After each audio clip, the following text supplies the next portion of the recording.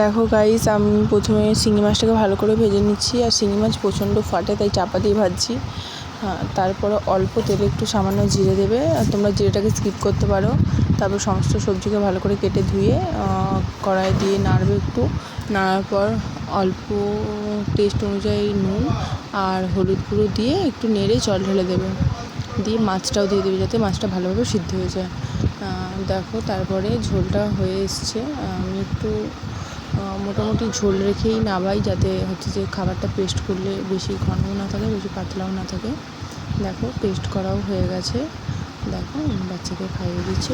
আর আমি এই সিম্পলভাবেই বানাই। বাচ্চাদের বেশি তেল ঝাল মশলা এমনিই দেওয়া উচিত নয়, আমি তেলটা দিই না, স্কিপ করি। বাট আজকে যেহেতু মাছ ভাজার তেল ছিল তাই দিয়ে দিয়েছি, নাহলে আমি বাটার দিই। আর ভিডিওটা ভালো লাগলে প্লিজ লাইক, কমেন্ট, শেয়ার করে দিও, সাবস্ক্রাইব করে দিও।